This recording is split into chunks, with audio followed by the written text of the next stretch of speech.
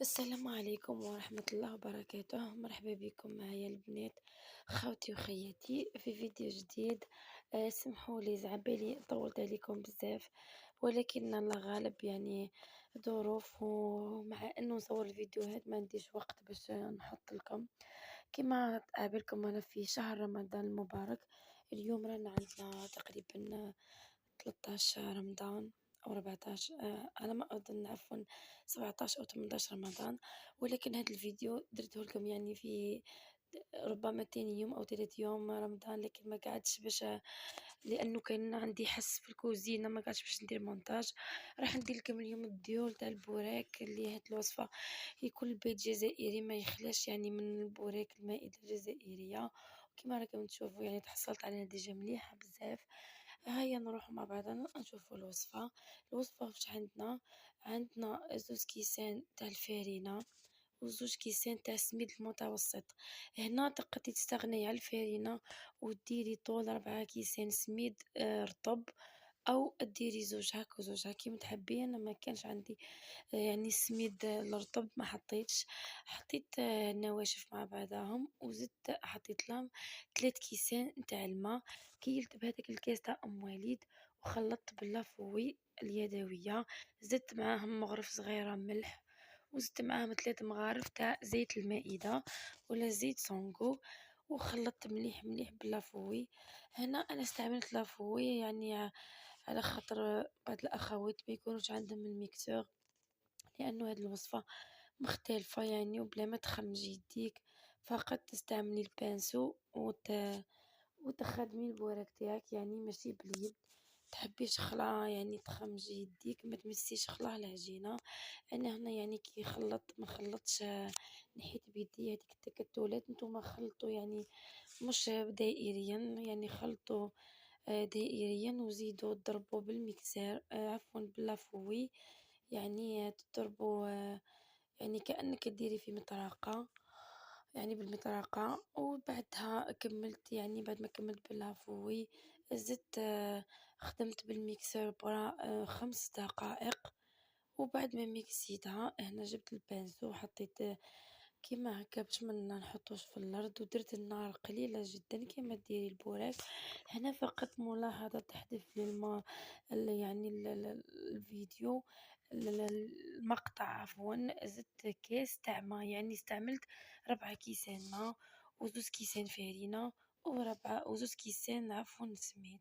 جبت المقلة تاعي الكريبير وحطيت بالبنسو يعني بشكل دائري عفوا كيما شفتوني. يعني هنا استعملت تقنية البخار، يعني حطيت برمة إينوكس كسرونة عفوا، حطيت فوق منها المقلة بعد ما تغلي الماء مليح مليح. عجبتني بزاف هذه الطريقة، ولكن الطريقة يعني تطول شوية باش تشيح لك الورقة، تاخدت معايا وقت، وانا كنت مزروبة الوقت هذاك ساعة قبل المغرب باش كملته. وليت بدلت في النار. صراحة تعذبت يعني في التصوير لأنه ما درتش فوق الكويزينير، أما فنحط يعني سيبور في الكويزينير، ولكن ساعدتني أختي في التصوير. ولكن راكم تشوفوا تصويرها رديء جدا. صراحة تعذبت يعني. مهم ماشي خسارة، إن شاء الله تعجبكم برك الوصفة. كما شفتوني كملت باقي الأوراق. ديري البانسو بطريقة دائرية وتمرري في البلايص اللي كان يعني فيهم نواقص ولا ثقوب، ومن بعدك تنحي الورقة تحطيها فوق الميدة تبرد شوية، وبعد تحطيها في الصحن ولا في البلاصة اللي راح تخبيها فيها ولا في الصينية. أنا استعملت هذيك المهم بعد ما كملت أنا استعملت هذاك البلاطو المدور خبيت فيه تاع البيتزا، لأنه راح نستعملهم. كما شفتوا درت معكم يعني تقريبا 4 ولا 5 ورقات. الفيديو طويل كان بزاف يعني باش هكا ما تتقلقوش. خيرت يعني نجرب فيه شوية ولكن مش ياسر، هكا باش تشوفوا كيفاش شوفوا كيفاش. وبعد يعني ما تنحي الورقة تمسحي الكريبير ديالك. انا خيرت الكريبير ديالي تكون صغيرة لاني حبيتهم كيما هكا. نتوما تستعملوا اي كريبير كما راكم تشوفوا، ما استعملت بيناتهم لا سيلوفان ولا حد شي مش قاعدين يتلصقوا. هاكم تشوفوا كيفاش نحيتهم. من بعدها ما يتقطعوا جاو بيوض الله يبارك. وخفاف ومقرمشين. أنا درت لي 20 قطعة وفزدوا لي 3، يعني هاد الكمية، ومن بعد حشيتهم درتهم سيجارات، لأنه أنا أصلا نسحق يعني نسحقهم كامل. حطيت يعني قريب 15 ورقة وخمسة، يعني حشيتهم وحطيتهم في الكونجلي، يعني لأنه كان يعني عند ضياف اليوم هذاك. حشيتهم بهذه الطريقة دي، تقدري تحشيهم كيف تحبي.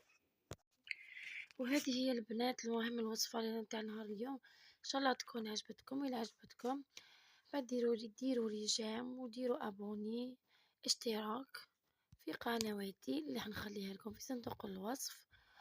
يعني هكم تشوفوا فيا قاعدة نتعب، يعني نورمال كي ديروا لي ابوني ماشي خسارة فيا. وشوفوا كيفاش قاعدين يتحركوا صباعتيا، البورك جا مقرمش الحق الصراحة. يعني جربوا الوصفة وخليوا لي رايكم في التعليقات، وعلى الواتساب اللي راح نحط لكم الرابط في صندوق الوصف تاع جروب الواتساب. ان شاء الله نتلاقاو في وصفة جديدة. تقبل الله منا ومنكم صياما وقياما، وان شاء الله صيام مقبول ورمضان كريم. خليت لكم الخير، وما تنسيوش ديروا لي ابوني. يا اخا نتعب، هذا التعب كامل صراحة. تمرمطت في في التصوير. صورت لي اختي، حكمت التليفون وصورت انا. المهم ماشي خسارة فيكم. هكا البنات نخليكم على خير، اللهم ثبتنا على القول الثابت في الدنيا وفي الآخرة يا رب العالمين.